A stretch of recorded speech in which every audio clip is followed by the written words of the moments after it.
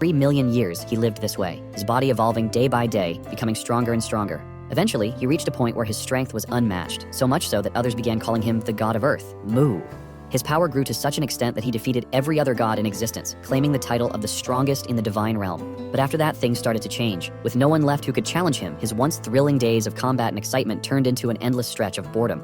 To show just how fed up he was with his boring daily routine, Mu raised his foot and slammed it down on the ground beneath him. The entire dwelling of the gods, which looked like a small planet, shook violently from the impact. But that wasn't even the worst part. The whole divine realm started trembling like crazy, leaving every god, angel, and even the evils within it absolutely terrified. Of course, this wasn't the first time God Mu pulled a stunt like this, and there were some gods who simply couldn't take being shaken up every single day. One of them was Lucifer, the second-ranked god in the divine realm. Mu, completely bored, acted like he didn't care about the chaos he was causing. His mind was consumed with the same thought that had plagued him for centuries. He had defeated every single worthy opponent without breaking a sweat, and now it had been over 1,000 years since he'd faced anyone who could challenge him. Letting out a deep sigh, Mu muttered to himself, being too strong is a problem too. As the words left his mouth, something clicked in his mind. After 1,000 years of mindless frustration, he suddenly felt like a genius. If his strength was the problem, then the solution was simple. He needed to find a way to weaken himself. In his mind, it was obvious. If he could get a weak body like the Earthlings, he'd have hundreds of opponents to fight. Suddenly, Mu stood up from his seat and shouted, "Dragonling!" Out of nowhere, a massive dragon appeared in the sky above him, then descended to the ground with a thunderous landing. The dragon's height was at least 5 times bigger than God Mu's throne, and from the way it stood, it didn't seem too thrilled about being summoned. But that was just the way the dragon looked. Those glowing eyes belonged to the top god's assistant, and Dragonling was his name. Suddenly, his demeanor changed and let out a deep growl and asked why he had been called. To his surprise, God Mu simply started walking away and casually told Dragonling to take care of things while he was gone. However, things didn't go as smoothly as Mu expected. Out of nowhere, the dragon cast the spell Binding of the Absolute, and in a bold move, shackled God Mu in an attempt to stop him. But the moment Mu turned his head and gave him a side glance filled with anger, the dragon's entire demeanor shifted again. His fierce and wild attitude melted away, and he suddenly looked scared and ashamed. Stammering, the dragon tried to explain himself, saying he didn't mean to offend his lord, but that Mu should have at least given an explanation, especially since there was a gods meeting coming up soon. Mu, however, didn't give 2 flying fucks about the gods meeting. Without saying another word, he started walking again, dragging the dragon along with the chains like they were nothing. Seeing his first plan fail, Mu's assistant quickly switched tactics and started playing the victim. He whined, saying that if Mu didn't show up for the meeting, he'd be the one stuck dealing with the other gods' endless complaints about Mu's actions. In response, Mu effortlessly broke the binding spell as if it was nothing. He turned to the dragon and yelled, saying he wouldn't go anywhere if instead of that, the dragon agreed to fight him right now. That was all it took to completely change the assistant's attitude. Realizing that taking blame from the other gods was far better than being torn apart by God Mu, the dragon immediately wished him a safe and short trip. Mu smirked and walked toward what looked like a small version of Earth floating nearby. Stretching out his hand, he touched the surface of the mini-Earth. As he did, he began to wonder whose body he should choose to inhabit on Earth. To make the decision easier, he started listening in on the messages Earthlings were sending to the gods. Most of them were trivial and boring, but then one particular message caught his attention. It was a message that was questioning his very existence. At first, the message annoyed God Mu. However, it didn't take long for him to realize something. This person was the perfect choice for him to start his journey on Earth again. For the first time in 1,000 years, Mu felt genuinely excited. He had finally found a solution to his endless boredom. But while Mu couldn't have been happier, his assistant looked far less enthusiastic about the whole thing. For a brief moment, Mu thought about whether he should give some sort of explanation before leaving. But, true to his Sigma personality, he decided against it. Much to the dragon's surprise, he simply said goodbye, entrusted the place to him, and told him to take care of anyone who might show up in his absence. The dragon felt a mix of worry and frustration when he realized what was happening. God Mu was only sending his soul to Earth while leaving his body behind. Concerned, the dragon tried to remind him of the risks. If something happens to Mu's body while he's gone, his separated soul would also die on Earth. But Mu had already made up his mind.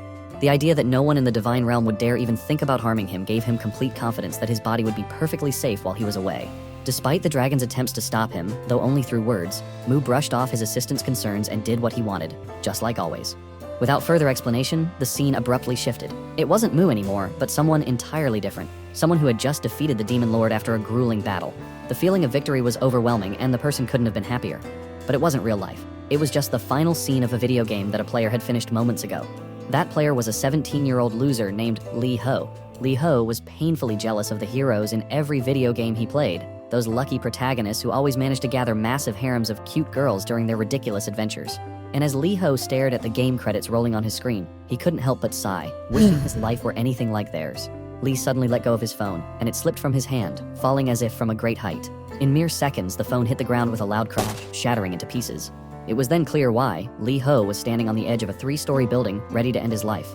With nothing left to live for, his body trembling and covered in injuries, he whispered a bitter farewell to this cruel and unfair world before jumping. As he fell, the wind whipping past him, Lee screamed with tear-filled eyes from the depths of his despair. "If there's a god out there," he shouted, "now's your chance to prove it. Send me to another world." Before he could even finish his plea, he hit the ground with a sickening thud. Blood splattered everywhere, and his head smashed directly into the pavement. By all accounts, he should have been dead. But then, something strange happened. Lee's hands twitched, shaking uncontrollably. His chest heaved, and he suddenly started breathing heavily, like someone who had just been pulled from drowning. Unbeknownst to Lee, God Mu's soul had possessed his body in the blink of an eye right before he hit the ground. Now, Mu was forced to endure the unbearable pain of Lee's broken and battered body, completely unaware of what had just happened. Meanwhile, Lee's soul had been transported to the divine realm. He stood there, utterly shocked, his jaw practically on the floor. What shocked him wasn't just that he was in some otherworldly place, but that he was standing face to face with a towering dragon, one that definitely didn't look happy to see him. But the shock was mutual. The dragon too was stunned. He hadn't expected to see a human so soon in the divine realm, same as Lee that definitely hadn't expected the first thing he'd see after dying to be a massive, angry dragon glaring right at him.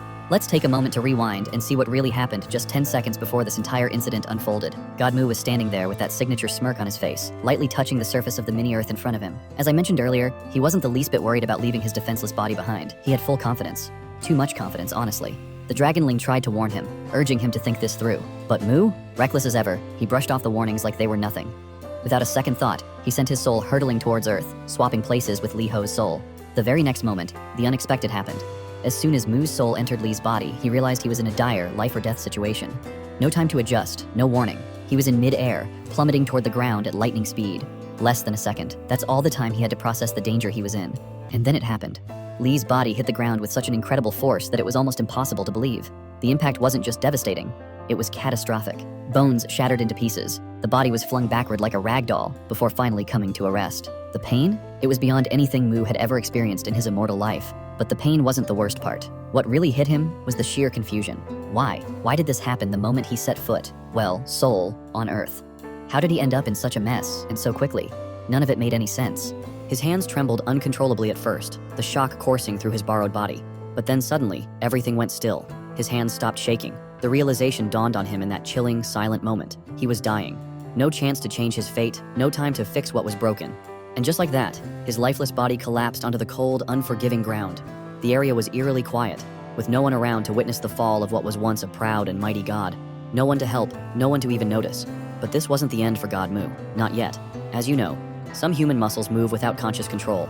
These are called involuntary muscles, like the heart and internal organs. For Mu, who had spent 3 million years training his body, he had reached the absolute peak of understanding the human form. This allowed him to consciously control every single part of his body, including his vessels, and even his internal organs. Nothing was off limits for him.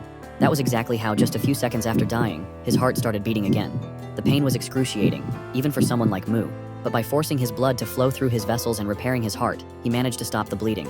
Slowly but surely, Mu began to rise to his feet as if nothing had happened, even though his entire body was still screaming in pain. But instead of being angry about this chaotic situation, Mu found himself oddly happy, beaten up, covered in blood. It had been so long since he felt anything like this. This feeling convinced him that he'd made the right choice to come here. His next move was to sift through Li Ho's memories to figure out what kind of life this guy had been leading. It didn't take long for him to learn everything about Li. With that knowledge, Mu decided to head back to Li's home, his new base, to figure out his next steps. Surprisingly, Mu found it difficult to walk with Li's weak and injured legs, so, like an ape, he used his hands to support himself, both to move faster and to take some of the pressure off his legs. Not long after, he finally reached Li's house, though the first thing he noticed was a cat had left a poop right in front of the window. As soon as he entered the small, basement-like house, Mu sat down on the creaky bed and started reflecting on what he had learned about Li's life so far. According to Li's memories, he only had one male relative, and that person lived far away from here. It didn't take long for Mu to realize that the guy he had chosen not only lived alone, but was also poor and utterly miserable. His only occupation seemed to be attending some place called school. What amused Mu the most, though, was the memory of someone at school who seemed to have made it their life's mission to bully Li. Not only did this person constantly pick fights with him, but they also went out of their way to make Li's life a living hell. This, to Mu, was exactly the kind of starting point he had hoped for. It was messy, chaotic, and full of potential for challenges. He couldn't be happier about it. Feeling a surge of excitement, Mu threw a random punch into the air to celebrate. But the moment he did, a sharp and unexpected pain shot through his right arm. It felt as if the muscles in his arm had torn apart. Something was definitely wrong. Mu figured the pain in his arm was probably because of how he had overused his hand muscles while awkwardly crawling back home. It became pretty obvious that this body hadn't seen much action. The first thing God Mu noticed was that Li had almost never used his arm muscles for anything strenuous, so even the simplest effort left them sore. Still, instead of feeling frustrated or angry about being stuck in such a weak body, Mu smirked. In fact, he was genuinely happy to feel pain like this, after thousands of years of living without it.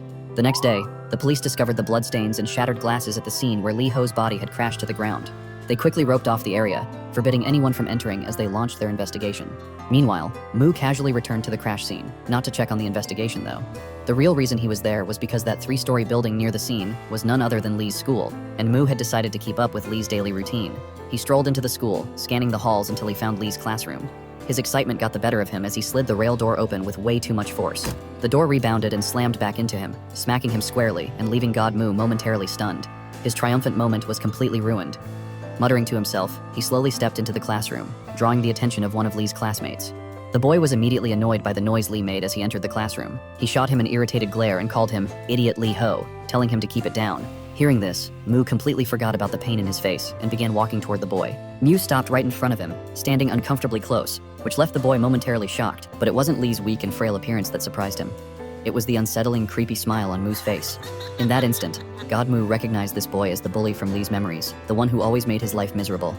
The bully, completely unaware that Lee Ho was no longer the same person, scoffed and mocked him. "What's wrong with you, huh? Did you leave your glasses at home? Or are you just too blind and stupid to act normal today?" Before Mu could even respond, the boy suddenly swung his fist and punched him square in the face, as if to reassert his dominance over Lee. The punch landed hard, and blood started dripping from Mu's nose and mouth, pooling on the floor beneath him. The bully smirked, clearly proud of himself, and mocked him again. "What happened to your glasses? Did you sell them for cash or something? Or did you just lose them like the idiot you are?" Even with the blood running down his face, Mu didn't flinch. He stood there calmly, unfazed by the punch. When it came to fighting, God Mu had his own unshakable rules. To him, a proper and honorable fight could only begin when all parties involved had willingly shown their intent to fight. And right now, Mu was waiting for the right moment to respond.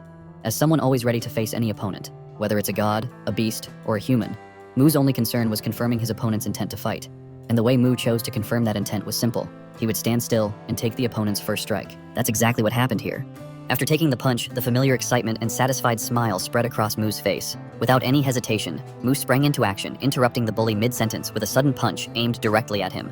The boy, completely caught off guard, took the punch squarely, just as Mu had moments ago. But as Mu pulled his hand back, a sharp, unbearable pain shot through his arm.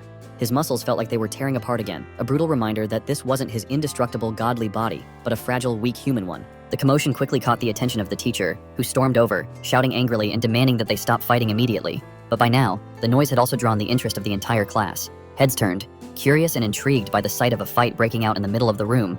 The bully, feeling humiliated and furious after being punched by a nerd for the first time in his life, couldn't contain his anger any longer. Ignoring the teacher's yelling and the watching crowd, he charged straight at Mu, ready to unleash his fury. Mu immediately tried to defend himself and managed to block most of the attacks. Well, kind of. While defending, he couldn't help but think that he would have ended this fight a long time ago if his new body could actually keep up with him. For a brief moment, he considered using some of his godly powers. But to his shock, they didn't work. That moment of disbelief distracted him, and before he knew it, he took another punch to the face. At least this one wasn't as hard as the last one. The bully wasn't about to back off from the person he believed was Lee, not until he made him regret throwing that first punch. On the other hand, Mu found himself in a pretty bad spot. He couldn't muster the strength to fight back with this weak body. No punches, no kicks, and without his godly powers, he was left with only one option. In a sudden move, he lowered his head, aiming at a specific spot, and took the incoming punch directly on his skull. The bones of his skull were the only part of this body that he could count on. Just as he expected, the bully's fist slammed into his head, and the impact immediately made the guy break the bones in his fingers. The pain was so intense that the bully screamed like a baby, and in that moment, Mu couldn't help but feel like an absolute genius. To put an end to this ridiculous fight, Mu decided to take advantage of the bully's distraction before he could recover. This time, he was the one who rushed forward, grabbing the bully's hand in a sudden move. Without wasting a second, he used his head to strike, aiming directly at the guy's stomach or maybe even his balls, knowing most guys' weak spots are right there. The bully was caught completely off guard, unable to handle yet another wave of unbearable pain at the same time. But Mu wasn't done yet. He wanted to make sure this guy would never forget this day for the rest of his life. With another swift move, Mu raised his head and slammed it into the bully's jaw. This time, the pain was too much for the bully to handle. His eyes rolled back and he dropped to his knees in front of Mu like a defeated loser before finally passing out. All of this happened while everyone else stood there in shock, recording the entire fight. Watching the weakest guy in school take down one of the school's biggest bullies wasn't something anyone could believe so easily. But for Mu, things were different. He had just fought someone for the first time in thousands of years, using every bit of strength he could muster. The feeling was incredible, but now wasn't the time to celebrate. As his excitement faded, the pain from all the hits he'd taken came rushing in all at once. He could taste the sticky, metallic flavor of blood in his mouth. At first, it didn't seem like something even God Mu could handle so easily, but it only took a moment for him to realize something surprising. He was more than okay with it. After such a long, hard time, it actually felt satisfying to experience the pain of a good fight again. A few moments later, when Mu's excitement finally settled, he stared at the unconscious boy's body like he wasn't done with him yet. Mu sat down next to him, and for some reason, probably because the boy gave him such a tough fight, he thanked him. Then, in a completely unexpected move, Mu leaned in, lowered his head, opened his mouth wide, and bit the boy's ear, making blood splatter everywhere. But Mu didn't just bite the ear. He actually tore off a small piece of it and spat it onto the ground right in front of all his classmates. Horror filled the air. None of the students could believe what Mu had just done. It was like watching a crazy person. Mu, however, didn't care at all about what anyone thought. He calmly wiped the blood off his face, still glaring at the boy's body, who, even after losing part of his ear, didn't so much as twitch. This wild act of biting off the bully's ear was actually Mu's way of leaving a mark on his opponent, someone who had given him a fight that he truly enjoyed. It was his twisted way of showing gratitude, while also marking them as someone worthy of his attention. These opponents were later referred to as Mu's playthings. However, it was clear, only strong opponents who gave him exciting battles could earn a spot on this list. Back then, being called one of Mu's playthings was almost like a badge of honor, a symbol of strength. Ironically, in a way, it was similar to how humans in some eras would mark animals to show they had been neutered. Except Mu's mark wasn't about humiliation, but recognition. Soon enough, the story of the second-year bully who got beaten by the weakest guy in school spread faster than lightning. The most shocking part for everyone wasn't just that the bully got beaten, it was that he basically got neutered. The boy's condition was so bad that they had no choice but to call emergency medical services to come and take care of him. Like all the other curious students, Mu was also watching as they transferred Lee's classmate to the hospital. Of course, Mu didn't care about his health. He was more curious about how they managed to call for help so quickly using just a mobile phone. As the ambulance drove off, Mu waved his hand, saying goodbye to his first opponent and wishing to meet him again someday. That's when one of the teachers, who was absolutely furious, appeared behind him and ordered him to follow him to the teacher's office. The moment they got there, the teacher exploded, yelling at Mu and asking if he'd completely lost his mind. He demanded to know why he'd done something so wild and reckless to his classmate. At one point, the teacher's anger boiled over, and he attempted to hit Mu with the binder in his hand. But Mu didn't flinch. He didn't even move an inch. Not only was he unbothered by the threat of punishment, but he actually blushed. He looked excited, thrilled even, as if he was already thinking about the chance to fight another opponent soon. Seeing Mu's expression made the teacher change his mind immediately and stop his hand midair. Not wanting to risk the same fate as the student in the hospital, he decided to skip the punishment altogether. Instead, he turned around and told Mu, who he believed was Lee Ho, to bring his parents to school tomorrow. Mu had braced himself, expecting to get hit by the teacher, but when the punishment, which meant confirmation of the battle, didn't come, he gave up on the idea of fighting back. Just then, the teacher dismissed him, saying he could leave school earlier than the others. Without saying much, Mu did as he was told and left the school. On his way to Lee's house, Mu's mind wandered. Unlike other gods who have complete knowledge of the worlds they're responsible for, Mu wasn't sure what the teacher meant by leave earlier. Was it a suggestion to return to his base, or something else entirely? Since nothing else made sense to him, he assumed it was just that. He decided to use this unexpected free time to heal from the injuries he'd gotten earlier and train his fragile new body. If he wanted to fight more opponents in the future, he needed to get stronger. His hand was visibly shaking from the pain of the damage he'd taken. At that moment, he wished he could use some of his godly powers, like mana, to heal himself faster. Mana, as Mu understood it, was a power beyond what most of humans were capable of. In some places it was called chi, or chakra, but most gods referred to it as mana. To put it simply, mana was the life force that existed everywhere in nature. It gave humans extraordinary abilities, allowing them to become hunters in some worlds, wizards in others, or even powerful players in different realms. But here, in this world, Mu couldn't rely on it, no matter how much he wanted to. For now, he would just have to endure the pain and focus on adapting to his new life and body. He tried once again to channel his mana, but it vanished within seconds. This reminded Mu of the moment during his earlier battle, when he'd tried to use mana and failed there too. Frustrated, he finally realized he would need to focus solely on training his physical body and rely entirely on it from now on. Before long, Mu arrived at Lee's home and collapsed onto the bed. Knowing that his recovery would take a lot of time, and that there wasn't much he could do about it, he made the decision to return to the god's realm to check on what was happening there. In an instant, just like the day he first came to Earth, his soul shifted back to his original body. As soon as Mu regained consciousness, his eyes widened in shock. Right in front of him, Lee Ho was choking the dragonling, refusing to let the poor creature go. The weak boy, who had always been bullied on Earth, now turned to God Mu as soon as he noticed him. Letting go of the dragon, Lee approached Mu with a newfound confidence and demanded that Mu hand the dragon over to him. Lee didn't know who Mu really was. He had no idea he was talking to a god. All he knew was that he was only temporarily in this realm and would eventually leave again. Lee wanted to take control of the dragonling for himself, thinking he could use it to dominate in his new life. Mu, however, didn't like how Lee was acting, so arrogant and commanding. Without hesitation, Mu summoned a godly hand and tightly grabbed hold of Lee, making it clear that he couldn't just order around his lord like that. Lee was completely shocked. He didn't expect this to happen at all, but God Mu didn't care about his protests or complaints and started dragging him off to somewhere else without a second thought. Mu had decided to give the boy a second chance to live in another world, but the look on his face suggested he had something else on his mind. Minutes later, they arrived at the domain of Lucifer, the second-ranked god in the divine realm. Mu entered the scene confidently, his firm steps making it clear to anyone around that he was there. Of course, there wasn't anyone else around except Lucifer himself, who, unlike Mu, was diligently keeping a close eye on his planet, Elmur. Mu marched straight into Lucifer's castle without even bothering to ask for permission, walking in as casually as if Lucifer was just some ordinary guy. Naturally, Lucifer wasn't thrilled about Mu's rude behavior. Without even giving them a chance to explain why they were there, Lucifer immediately rejected whatever it was they wanted, not even bothering to hear them out. But Mu didn't care about Lucifer's opinion in the slightest. He flatly told him to open the gate because he was about to send the boy to the planet Elmur. As expected, Lucifer reminded him that Elmur wasn't Mu's planet, so he had no right to make such a decision. On the other hand, Mu wasn't having it. He leaned in and reminded Lucifer who the stronger god was in this scenario, making it clear that he could do whatever he wanted. To drive his point home, Mu added that if Lucifer doubted his strength, he was more than ready to prove it, anytime, anywhere. Poor Lucifer knew he was no match for Mu, so he couldn't help but tremble in frustration. Seeing Lucifer hesitate and waste time, Mu stepped forward, deciding to handle everything himself without waiting for Lucifer. As Mu approached and touched the surface of Elmur's planet, Lucifer, caught off guard, quickly reminded Mu that interfering with another god's domain was strictly forbidden among the gods. He warned Mu that if a god who isn't in charge of a domain touches it, an unbreakable barrier would activate and block all access.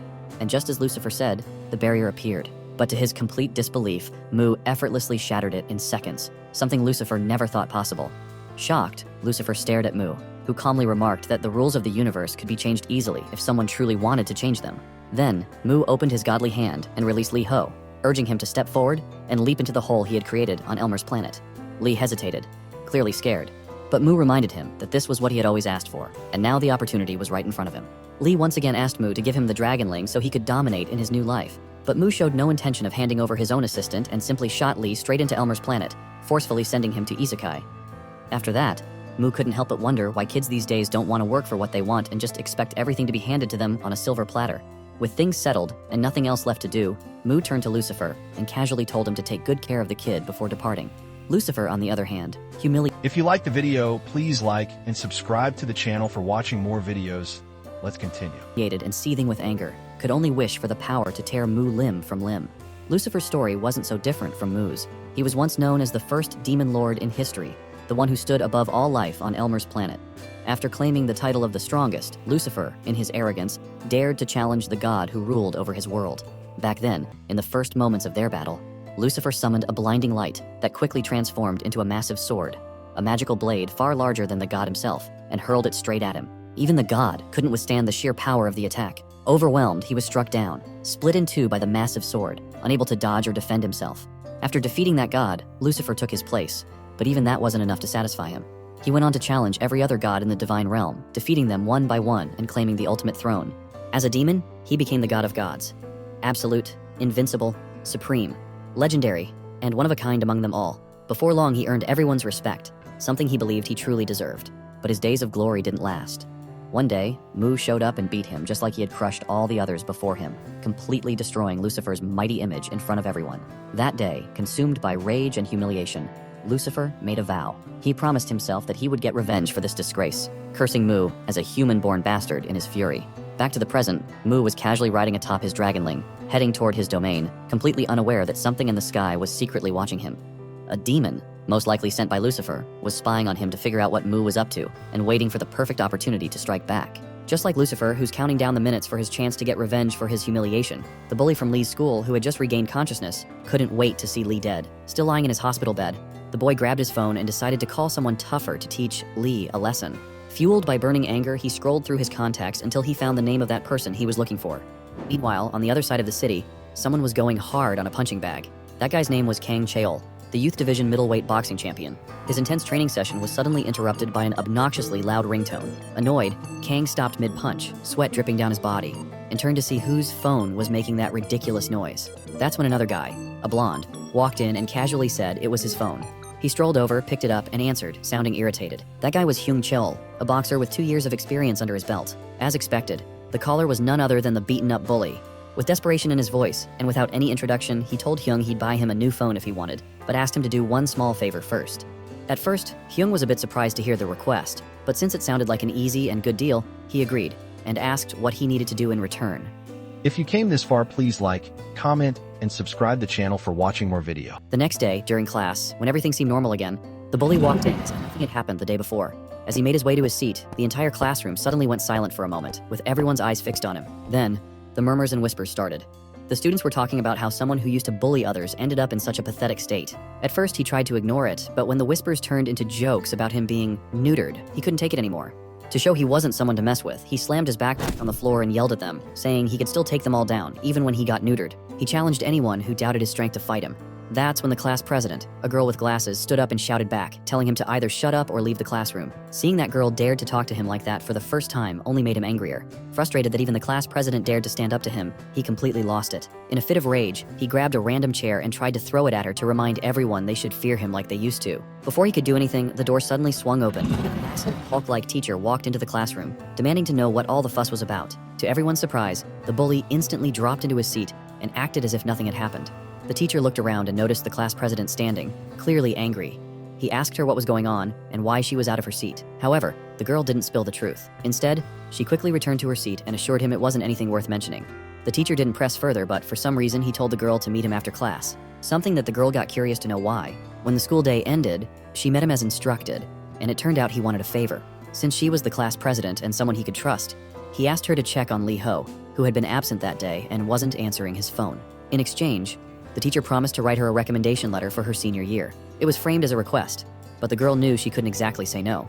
Reluctantly, she agreed. Before long, she found herself standing in front of Lee's house, looking completely uninterested in whatever situation he might be in. Wanting to get this over with as quickly as possible, she didn't waste any time. She walked up to the door and knocked, calling out to see if anyone was home. When no one responded, she hesitated for a moment before deciding to check if the door was locked. Turning the doorknob, she realized it wasn't. To her surprise, the door wasn't locked, so she slowly stepped inside the house. The moment she walked in, she froze in shock. Right there, in front of her, was Lee's lifeless-looking body, surrounded by a filthy room where bugs seemed to be playing hide-and-seek. Lee's appearance was horrifying. His eyes had rolled back completely white, and his mouth was wide open. The sight made the girl scream in terror, thinking Lee was dead. Without wasting another second, she grabbed her phone and called for an ambulance. The paramedics arrived quickly and rushed Lee to the nearest hospital. It didn't take long for the doctors to figure out what had happened.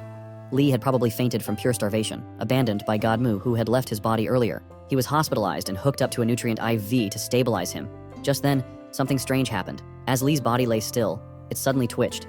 In an instant, Mu returned to Lee's body. The moment Mu opened his eyes, he was completely disoriented. The place didn't look familiar at all. Confused, he tried to figure out where he was and how he'd ended up there. Before he could make sense of anything, he felt something odd. Looking down, he realized something was attached to his hand. It was the fourth line delivering the nutrient serum. As a god who had lived only for battle and fighting, Mu had no knowledge of human tools or technology in this era, and this strange serum was no exception. He stared at it with a mix of curiosity and unease, trying to process what was happening. Even though he didn't understand what the serum was, God Mu immediately figured out that it was sending something into his body, and only through his vessels. With his godly knowledge of what was happening inside him, it didn't take long for him to realize it was nutrients. He could sense his body absorbing them rapidly, speeding up his recovery. To Mu, it felt like some kind of healing magic, though he knew very well it wasn't magic. As Lee started moving his head around, regaining consciousness, the girl sitting nearby finally noticed he was awake. However, the creepy smile on his face made her think he was a little crazy. Still, she asked if Lee knew what had happened to him that caused him to faint. Not waiting for an answer, she grabbed her bag, stood up, and announced she was heading back to school to report everything to the teacher, as he had asked her to. Mu quickly sat up and tried to stop her. He didn't know who this girl was exactly, but he assumed she was the one who had helped him recover so quickly. However, even after realizing that, he didn't thank her. Instead, in typical Mu fashion, he asked for something else entirely. The girl was in a hurry to leave, but Mu was eager to gather more information about Earth and how people lived here. Pulling the serum out of his hand, he gave his usual creepy smile and asked if she knew a place where he could train to get stronger. The girl turned her head slightly and gave him a side glance. Honestly, in her eyes, this boy looked like anything but an athlete. Add to that the poor, dirty condition of his house. It didn't exactly show if he really cares about sports. Still, after a moment of thought, she suggested a specific place for him. It wasn't anything fancy, just an outdoor gym at a nearby park with some simple workout equipment. Not wasting any time, Mu made his way to the park and began his training. He quickly started doing pull-ups on the bars, pushing his body as hard as he could. When he finally grew tired, he dropped to the ground to take a break, sweat dripping off his body. As he looked around, Mu couldn't help but feel impressed. To him, these simple pieces of exercise equipment looked like professional training tools.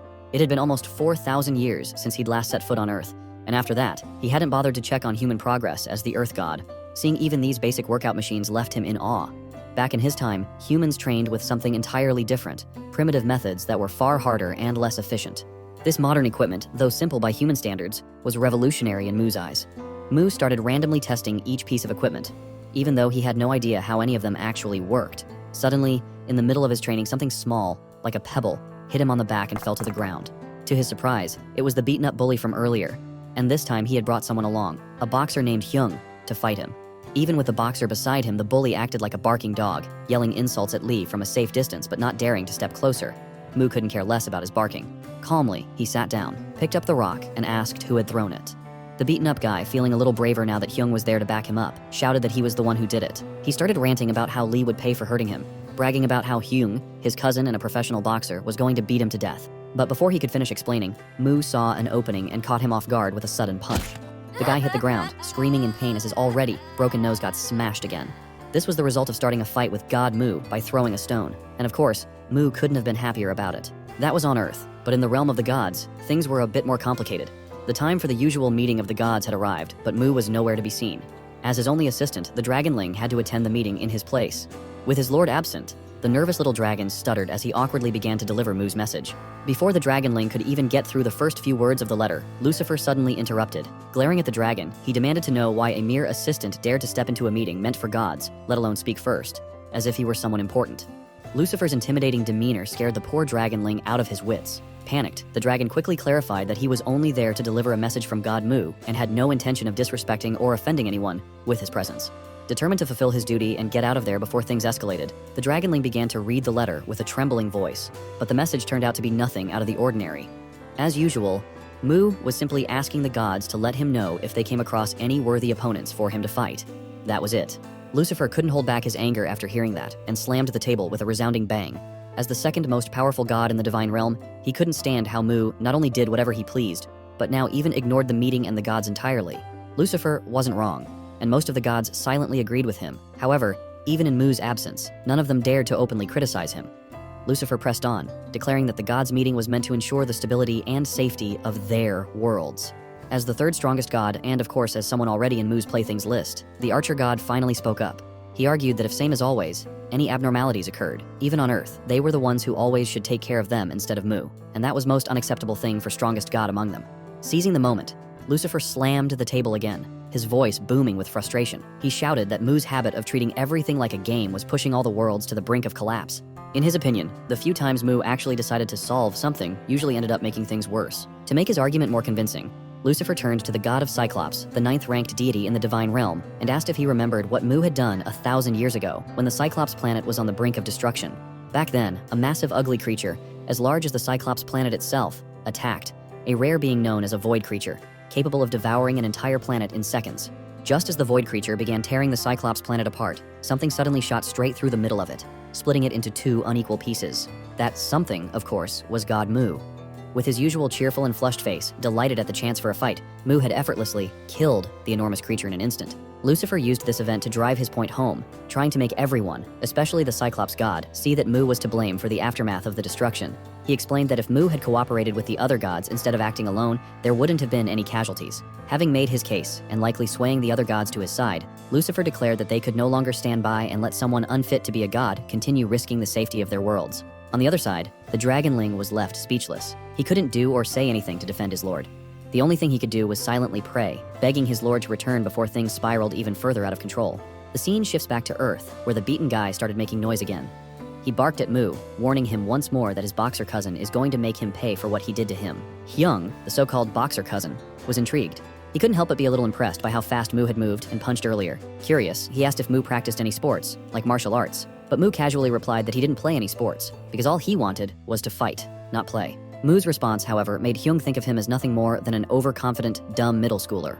Spitting out his chewing gum with a smirk, Hyung took a fighting stance and said he was ready to fight, just as Mu had apparently wanted. Hyung decided to start first, moving quickly to test this guy and see if he was all talk or actually had some skill. His opening strike was fast and sharp, landing hard on Mu's face before Mu could dodge or block. But despite the satisfaction of landing the first blow, something about Mu stunned Hyung. There was something strange, something downright unusual about this opponent, and it sent a chill running up his spine. As an experienced boxer who carefully observes his opponent's movements, He found it strange that Mu didn't move an inch, even when he had clearly been watching the punch coming from the start. Just like the beaten guy who had hired him, He had no idea that his opponent wasn't human, but a god. And not just any god, a god who was absolutely obsessed with fighting. What He also didn't know was that Mu never dodged a preemptive strike. For him, taking the first hit was like a signal, confirming that the battle had officially begun. With his usual unsettling, overly excited grin, Mu suddenly shouted, "Is hand-to-hand combat your favorite thing?" His creepy smile and strange behavior made Hyung wonder if this guy was just some crazy teenager. Then, out of nowhere, Mu mimicked Hyung's fighting stance and launched himself forward. Hyung didn't take it seriously at all, thinking it was just a dumb copycat move. When Mu threw a punch, Hyung blocked it with his hand effortlessly, or so he thought. The force behind Mu's punch sent Hyung sliding backward, surprising him completely. His hand throbbed in pain from underestimating his opponent's strength. He couldn't believe how much power this seemingly weak and scrawny guy had. Meanwhile, Mu looked even more thrilled. His face lit up with excitement as he realized his attack had worked perfectly. Just by copying what Hyung had done earlier, there was one thing Mu had to take into account. His current body wasn't something he could rely on just yet. When he tensed his muscles as hard as he could at the moment of impact, the strain left his arm muscles screaming in pain, like they wanted to quit and take a break. Of course, Mu didn't care about the state of his muscles or how much they were suffering. In fact, the more pain he endured, the more he enjoyed the fight. For him, it only made the battle even more satisfying. The thrill of this fight couldn't even compare to the feeling of battling creatures in his godly form. It was raw and exhilarating in a completely different way. Suddenly, to Hyung's surprise, Mu pulled off his belt and wrapped it around his fist. The fact that his current fragile body could cause trouble for him, especially since recovery and healing would take significantly longer, pushed him to come up with this idea. The beaten guy, still watching from the sidelines, thought using a belt made the fight unfair. But neither Mu nor Hyung cared about his opinion. Hyung rushed forward again, this time fully aware that he couldn't afford to underestimate Mu. He started throwing punches, left, right, one after another, trying to overwhelm him with speed and power. Mu managed to block most of the incoming strikes, but even so, he found himself in a pretty rough situation. His movements were limited by the pain in his body, and Hyung's attacks were relentless. In the middle of defending himself, Mu started analyzing his opponent's movements, only to realize they were fast and precise, but way too predictable. Just by observing Hyung's fighting style, Mu quickly began to anticipate his every move. At first, it was hard to figure out, but less than a minute into the fight, Mu was already dodging Hyung's attacks with ease. And if that wasn't enough, when Hyung tried to catch him off guard with a different move, Mu not only blocked the attack but also turned the tables by punching his arm mid-swing. It only took seconds for Hyung to process what had just happened and how his arm ended up broken. He began screaming as the shock wore off and the pain set in. Mu watched him silently, almost amused by the way Hyung reacted. The screaming made Mu wonder if Hyung and that guy from Lee's class were really cousins or something, as they seemed to share the same overly dramatic tendencies. Mu didn't waste much time though. He sealed his victory with another sudden punch to the distracted Hyung, knocking him out cold for a little while. The sight left his friend, or cousin, or whoever he was, completely stunned. Things went from bad to worse for him as Mu's face shifted into a scary, excited expression, practically radiating his eagerness to fight. He declared it was time to pay for all the trouble caused, especially since this wasn't the first time they'd messed with him. The once bully, the guy who had been so arrogant earlier, knew in that moment that with Hyung out of the picture, there was no one left to save him. He had no doubt that a painful fate awaited him now, and there was no escaping it. Mu slowly walked toward Lee's classmate to settle things for the day. As he got closer to the beaten-up guy, Mu noticed that the guy had no intention or will to fight back, and so there was no joy or honor in beating up someone acting so scared. The beaten-up guy, for a moment, noticed Mu's hesitation and thought that if he kept acting this way and just admitted he didn't want to fight anymore, everything might end peacefully. But it was too late to play the victim now. Before he even had the chance to say anything, Mu punched him in the face in one quick move. After all, this was the same guy who had started today's fight by throwing that small stone and bringing a boxer to take Mu down. He couldn't back out now, and even if he wanted to, Mu already had more than enough reason to beat him again.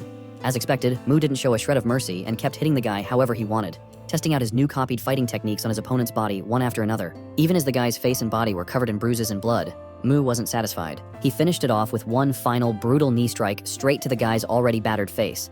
After putting all his strength into making this an unforgettable day for that guy, Mu finally felt satisfied. He wondered, with a mocking tone in his mind, why the guy wouldn't just admit defeat. But deep down, Mu knew he hadn't given the poor guy even the slightest chance to do so. After finishing with both of them, Mu walked away, knowing he had other things to take care of. Not to mention, like all his previous opponents, he left his mark on that boxer and added him to his growing list of playthings. The beaten-up bully, on the other hand, after learning his painful lesson, was muttering Lee's name under his breath, calling him a crazy bastard. It wasn't long before Mu returned to Lee's house. Sitting on his bed, he felt great knowing everything was going exactly as he wanted, and he could enjoy fighting almost every day. However, just like before, his weak muscles and fragile bones that often gave him trouble, even breaking easily while defending himself, were annoying and a bit concerning. Still, in order to hold on to this feeling, a mix of fighting opponents stronger than him and experiencing the pain and recovery throughout his body, Mu decided he would do whatever it took. He decided to return to the God Realm first to see what was going on there and to get what he had asked the Dragonling to prepare for him. Like always, he focused and, while sitting, tried to leave Li's body and return to his original form. But this time, unlike before when his soul would transfer instantly, several seconds passed and nothing happened. Mu slowly opened his eyes and squinted, glancing around, only to realize he was still in Li's house. He couldn't help but wonder why he couldn't return to his body in the God Realm. The reason for this incident went back to a few days ago in Lucifer's domain. That was when a Mu had forcefully thrown Li onto Elmer's planet without Lucifer's permission. As we already know, in that day, Mu had completely ignored Lucifer and, without caring about his opinion, came and went as he pleased, unaware that his actions were pushing Lucifer to his limits. On his way back to his domain that day, the Dragonling had asked Mu about his journey to Earth. Mu explained how much he enjoyed it, but also mentioned the weakness of his new body. During that conversation, Mu had ordered his assistant to find a recovery magic orb for him while he was gone, hoping it would help his weak body on Earth recover faster. There was just one small problem. Magical items were common on Elmer and a few other planets under Lucifer's control. They were abundant in those worlds because of the plentiful mana there. Unlike Earth, where magical items and objects can only be obtained through divine blessings or whims, they are incredibly rare. Because of that, only a handful of people throughout human history have been able to use them. Naturally, those who could were often regarded as godlike beings by humans. Not long after, Mu arrived at his domain, where the Dragonling had promised to find a recovery magic orb for him the next time he returned to the God Realm. When Mu got off the dragon, his assistant reminded him once again about the upcoming gods meeting. That's when Mu casually searched in his pants, saying he had prepared something for him because of all the complaining. To the assistant's disbelief, it wasn't anything grand, just a small letter. And of course, we already know what's written inside it. After delivering his message and doing what he considered his responsibility, Mu approached the miniature Earth model and placed his hand on its surface again to return to Li's body. The Dragonling, clearly annoyed, angrily tried to convince him to at least wait and attend the meeting before leaving.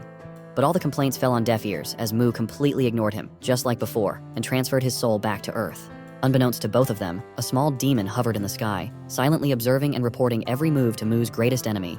The scene shifted back to the present, where Lucifer was analyzing the situation. He had no idea what Mu was up to, but he was certain his body was now empty of a soul. The fact that Mu hadn't shown up for the meeting made Lucifer realize he wouldn't be in the God's realm for a while. That's when it hit Lucifer, realizing the time has come to act. This was his chance, a once-in-a-thousand-years opportunity to finally get his revenge. There was no way he was going to miss it. Without any warning and determined to get rid of the one obstacle standing between him and Mu, Lucifer suddenly used his life taxidermy spell. As the spell activated, sharp purple lightning bolts, shaped like spears, appeared above the Dragonling. But the Dragonling's sharp senses didn't fail him. Not one to be caught off guard, he leaped back just in time, dodging every single spear-like attack in less than the blink of an eye. His previously awkward and ashamed expression quickly shifted to one of seriousness and readiness for battle. With a firm voice, he demanded an explanation. "What's the meaning of this?" he asked sharply. His eyes glowed with intensity as he pressed further, seeking confirmation. "Lucifer, are you seriously declaring war against Mu, the god of Earth? Are you serious?" Lucifer, now filled with confidence, knowing Mu wasn't around to interfere, floated slowly in midair. Then, with a booming voice, he declared that he would personally expel Mu from the seat of divinity. He knew exactly what those words meant, and he didn't hesitate to confirm it. It was an official declaration of war. The Dragonling didn't waste any time. Without hesitation, he compressed his fiery breath and unleashed a deadly blast of flames that looked more like a laser, shooting straight toward Lucifer. At first, it seemed like Lucifer was caught off guard by the sudden attack, but even without expecting it, he effortlessly dodged it with ease. Strangely, instead of dissipating, the dragon's attack spun around the god's planet-like realm and exploded violently on the far side of it. The explosion was massive, so intense that the archer god had to quickly conjure a magical shield. First, he used it to protect himself, then extended it to shield the other gods attending the meeting. Unlike the others, Lucifer didn't flinch. He didn't move a muscle, not to run, not to shield himself, nothing. The waves and flames from the explosion, like the aftermath of a nuclear blast, soon reached the meeting, roaring toward them with unstoppable force. As expected from the gods, neither Lucifer or the Dragonling, nor anyone else took any damage. Realizing his first deadly attack had been completely useless against Lucifer, the Dragonling decided to use his ultimate move, Polymorph Release. The moment he activated it, his entire body began to transform. Not just his arms and legs, but every part of him started expanding. Wild red lightning crackled around him, and a fierce aura surrounded the dragon, making it clear just how serious he was about protecting his master. But even after such a legendary transformation, Lucifer wasn't the least bit impressed. In fact, it was quite the opposite. The demon god smirked and announced confidently, "I'll deal with you as Mu's little girl easily. Then, it'll be Mu's turn to pay for what he did to me." The dragon, however, had no intention of letting that happen. He was fully committed to defending his master, no matter what it cost him. But things didn't go as the dragon had planned. Mu's royal assistant was easily defeated by Lucifer, unable to even leave a scratch on him. His entire body was trapped in Lucifer's life taxidermy spell, leaving him immobile and badly injured. The archer god let out a sigh and decided to leave, casually stating that the atmosphere here wasn't suitable anymore for a proper godly meeting. Everyone else, however, was left frozen in shock, stunned by the aftermath of the battle between Lucifer and the dragonling. They were too scared to make a move, let alone help either side. The archer god's departure didn't escape Lucifer's notice. Suddenly, Lucifer called out to him and, with a piercing side glance, demanded to know whose side he was on, whether he supported the expulsion or opposed it. The archer god, however, just kept floating away, casually responding that he was neutral, neither supporting nor opposing. Lucifer didn't like the answer, but he made it clear he was fine with it, as long as the archer god didn't interfere. Then, turning to the rest of the gods, Lucifer coldly asked if anyone objected to Mu's expulsion. But after witnessing the dragonling's state, someone as powerful as a god utterly defeated, none of them dared to speak up. Meanwhile, the dragon was still alive, and tried to warn Lucifer, reminding him that he was no match for God Mu. But Lucifer just smirked and responded with a chilling revelation. He knew that Mu wasn't here and was instead living in a weak, pathetic human body on Earth. The dragonling was stunned. He hadn't expected Lucifer to know this secret, especially since he thought he was the only one aware of it. And in that moment, everything started to click. It all made sense now, why Lucifer had suddenly decided to rebel against Mu. Lucifer, however, didn't admit that he'd learned the secret by spying on God Mu. Instead, he shifted the blame onto the dragon, claiming that his overconfidence in his strength and lack of vigilance had given Lucifer the opportunity to figure it out. The dragonling couldn't stand to hear such disrespectful words. With no other options left, he decided to make one last desperate attempt to stop Lucifer. Using his massive tail, he launched a surprise attack, hoping to catch Lucifer off guard. But once again, things didn't go as he planned. Lucifer remained perfectly still, pretending not to notice until the very last second. Then, with precision and ease, he dodged the attack and slashed through the dragon's tail with a magical weapon. Whether it was a spear or a sword, it didn't even matter. Lucifer's power was undeniable. The poor dragon's tail was cut into several pieces, and there was a reason Lucifer didn't just finish him off. He knew that as long as Mu's assistant was alive, he could use him to find Mu on Earth. The thought of confronting him in that weak human body and making him suffer after all the humiliations Lucifer had endured filled him with satisfaction. His devilish laughter echoed in the air, while the dragonling coughed up blood repeatedly, his body trembling and powerless to do anything to stop Lucifer. Later that day on Earth, things weren't looking much better for Hyung. Covered in wounds, he was getting harshly scolded by his coach for getting into a street fight. To make things worse, he was being forced to take a long recovery break right before his important matches. After the lecture, his coach finally dismissed him, and as Hyung made his way out of the gym, he couldn't help but mentally blame Lee for the mess he was in. Just as he reached the exit door, Kang walked into the gym, leaving the two of them awkwardly face to face. Kang immediately noticed Hyung's beaten-up appearance and sour mood. Without hesitation, he asked what had happened to him and his hand. Hyung, feeling embarrassed, couldn't bring himself to admit that he'd been beaten by some random, weak-looking guy. Knowing that Kang was one of the best boxers in the country, a sneaky idea popped into Hyung's head. He lowered his bruised face, putting on a shameful and sad expression, and started lying about what had happened. To make it more convincing, he even forced himself to cry, letting tears fall onto the floor as he explained how he had stepped in to help his brother who was being bullied, only to have the bullies gang up on him and beat him mercilessly. He really went all out, crying like a little kid and covering his face, trying to look like an innocent victim who was just trying to do the right thing. To Hyung's surprise, Kang didn't seem moved at all. He simply ignored the tears and walked past him, casually reminding Hyung that he had no one to blame but himself. Kang told him he needed to be more careful, especially before his competitions, and walked away without another word. Seeing his plan fail, and with Kang now out of sight, Hyung immediately stopped crying, his face shifting to one of disappointment. But just as he turned to leave, he froze when Kang suddenly called out, "By the way." For a moment, Hyung panicked, thinking Kang had seen right through him and realized the whole thing was a fake act. But to his surprise, it was the complete opposite. Kang actually believed him, and was now asking for the name of the person who had done this to him. Meanwhile, on the other side of the city, Mu was still sitting on Lee's dirty bed. He couldn't stop thinking about why he couldn't return to his original body, his frustration and confusion growing by the second. Based on his divine knowledge and of course his experience, there could only be one reason why he wasn't able to return. It had to be that his body was seriously damaged. Even this reason didn't sit right with Mu. He was convinced that not only was a dragonling, someone as strong as a god protecting him, but his godly body wasn't something that could be easily harmed. His eyes widened in shock as the realization hit him. He pieced the whole incident together and thought, what if all the gods joined forces to attack me? That seemed to make the most sense. He suddenly jumped out of the bed, panicked. If his theory was right, he didn't have time to waste. He needed to act fast. But try as he might, he couldn't think of anything to do, and that only made him angrier. Frustrated, he punched Lee's pillow to release his anger. The thought that things could spiral out of control if he didn't return to his body made him feel even worse. The idea that those gods, who wouldn't dare face him one-on-one, were now cowardly taking advantage of his situation was unbearable. Unable to hold back his fury, Mu started punching the bed and the pillow repeatedly. In his mind, he wished for just one chance to turn the tables and teach all those cowardly gods a lesson. If he got that chance, he vowed to make stew out of the lot of them. Finally, after a few minutes of messing around, he got tired and stopped punching. He realized it was better to calm down and think things through. He reminded himself that the Dragonling, his protector, wasn't someone who'd go down easily, even if all the gods teamed up against him. That thought helped God Mu calm down a little. He started to think, if I can't do anything about my original body right now, I might as well focus on this one. At least it'll give me a better chance of staying alive. With that in mind, he headed back to the training area. This time he was putting his full effort into strengthening the rest of his body, ignoring his arm muscles for the moment. Training his abdominal muscles for the first time made Mu feel like they were screaming in pain. But oddly enough, that pain made the training more enjoyable for him. While he was hanging and pulling himself up, the more pain he felt, the louder he laughed. He laughed so hard it echoed around the place. Of course, his obnoxious laughter made everyone around him think he was some crazy, creepy kid. Just hearing and seeing him annoyed them to no end. In the middle of his intense training, someone suddenly called his name. The unexpected voice startled Mu, causing him to lose focus and fall straight to the ground with a loud thud. The person who called him was none other than the girl from before, Lee's class president. She was clearly annoyed, but not because of Mu's loud noises. No, she was upset because Lee hadn't shown up to school for several days. To avoid making a scene, they decided to have their conversation somewhere calmer. They found a bench in a quiet corner and sat down. Mu started the conversation, casually saying, "Why would I need to go to school? It's not exactly a place where I can train my body." Hearing this, the girl frowned and asked, "Why does he want to train all the time anyway?" Mu shrugged and replied simply, "I train to get stronger, that's it." The class president tilted her head and asked, "And why do you want to get stronger?" Mu grinned and said, "To fight better and take on bigger opponents, of course. My body's too weak right now, and that makes everything harder." From there, Mu launched into an excited rant, rambling on about his reasons for fighting and training. He talked for hours, barely stopping to breathe. The girl had no choice but to sit there and listen to his endless nonsense. By the time the sun was starting to set, she still hadn't managed to convince Mu, to come back to school. She was running out of ideas, but then, suddenly, an idea clicked in her mind.